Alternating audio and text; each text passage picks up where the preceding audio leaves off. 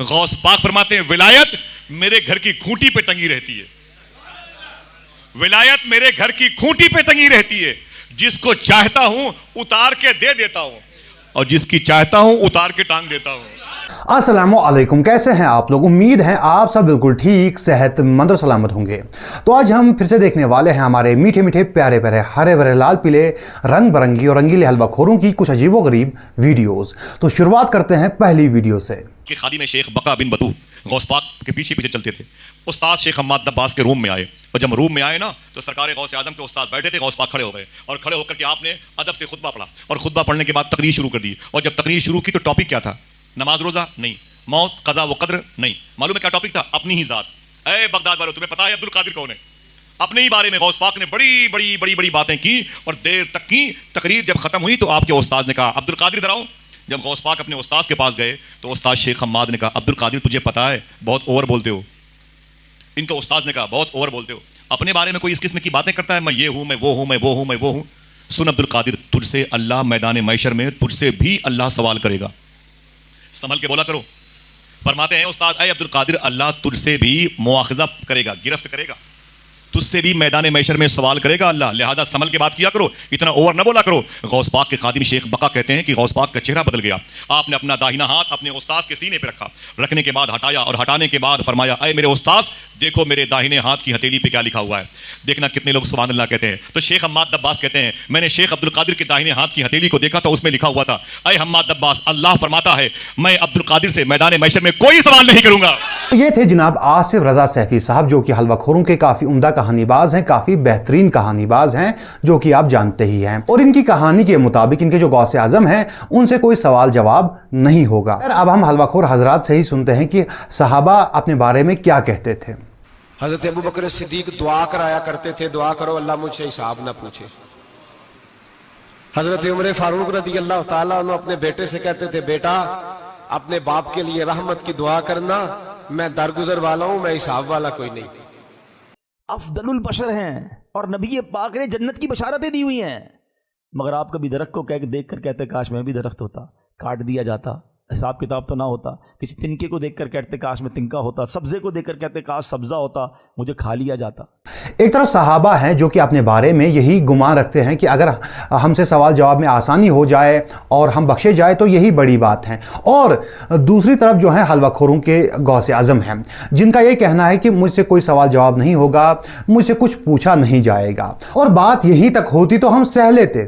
لیکن ان کے جو غوث اعظم ہیں ان کا دعویٰ ہے کہ میں قیامت کے روز تب تک جنت میں نہیں جاؤں گا، تب تک قدم نہیں اٹھاؤں گا جب تک کہ اپنے مریدوں کو داخلے جنت نہ کروا لوں۔ غوث پاک رضی اللہ تعالیٰ عنہ فرماتے میں تو قیامت میں بھی اتنی دیر جنت میں نہیں جاؤں گا جب تک سارے مرید نہ ساتھ چلے جائیں۔ فرماتے قیامت کے روز میں اس وقت تک قدم نہیں اٹھاؤں گا جب تک کہ اپنے سارے مریدوں کو داخل جنت نہ کروا لوں۔ فرمایا مجھے اپنے رب کے عزت و جلال کی قسم میرا قدم اس وقت تک جنت کو نہیں اٹھے گا جب تک میں اپنے سارے مریدوں کو جنت میں داخل نہ کروا لوں۔ اور بات صرف یہیں تک ہوتی تو ہم سہ لیتے، ہم دل پہ پتھر رکھتے اور سہ لیتے۔ لیکن نہیں، جہاں صحابہ اپنے بارے میں لوگوں سے کہتے ہیں کہ ہمارے لیے دعا کرو ہم بخشے جائے، وہیں پر ان کے جو غوث اعظم ہیں ان کا کہنا ہے کہ جس نے مجھے یاد کیا بخش دیا جائے گا، جس نے میرے بارے میں اچھا گمان رکھا وہ بھی بخش دیا جائے گا۔ میرا شیخ فرماتا ہے جس نے مجھے یاد کیا بخش دیا جائے گا۔ ذرا ہاتھوں کو اٹھا کے بولے سبحان اللہ۔ جس نے مجھے یاد کیا بخش دیا جائے گا، جس نے میرے بارے میں اچھا گمان رکھا بخش دیا جائے گا، جس نے مجھے تصور میں بسایا وہ سمجھ لو کہ نیکیاں کرنے میں لگا ہوا ہے۔ اور بات صرف یہی تک نہیں ہے بلکہ ان کے ایک بابا ہیں جن کا دعویٰ ہے کہ اگر جہنم میرا چہرہ دیکھ لے تو بجھ جائے گی۔ حضرت با یزید کہتے اللہ کی عزت کی قسم لوگوں اگر جہنم صرف با یزید کا چہرہ دیکھ لے تو بجھ جائے گی۔ اب میرا حلوہ خور حضرات سے ایک ہی سوال ہے کہ کیا آپ کے بابے افضل ہیں یا پھر صحابہ افضل ہیں؟ سیدھی بات ہے کہ صحابہ افضل ہیں، تو پھر صحابہ نے ایسے کوئی دعوے کیوں نہیں کیے؟ ان کے بارے میں جو ہیں ایسے کوئی دعوے کیوں نہیں ملتے؟ جہاں صحابہ اپنے لیے دعائیں کرواتے ہیں، اپنی بخشش کے لیے روتے ہیں، کیا آپ کو واقعی لگتا ہے کہ آپ کے بابے جو ہیں وہ آپ کو بچا پائیں گے؟ خیر چلتے ہیں اگلی ویڈیو کی طرف۔ मूसा अलैहिस्सलाम, बात मूसा अलैहिस्सलाम की करूंगा और हदीस से करूंगा।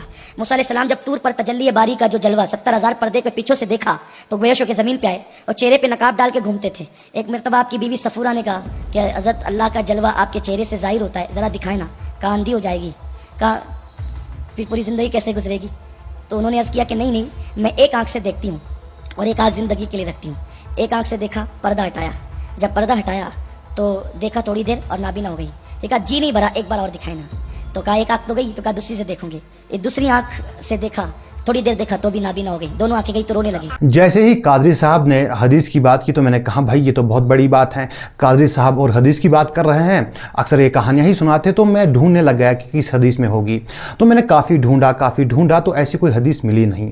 अलबत्ता मुझे इतनी बात मालूम हुई कि ये जो बात है असल में ये यहूदी रिवायात हैं, हदीस में ऐसा कुछ लिखा नहीं है। अब मुझे ये बात समझ नहीं आती कि आखिर कादरी साहब को ऐसी क्या नौबत आ गई है कि वो अब यहूदी रिवायात जो है बयान कर रहे हैं। बहरहाल अगर फिर भी किसी हलवाखोर को लगता है कि ऐसी कोई हदीस मौजूद है तो कोई बात नहीं, आप वो हदीस पेश कीजिए और अगर वो हदीस सही हुई तो मैं माफ़ी मांगूंगा कि भाई मुझसे गलती हुई है।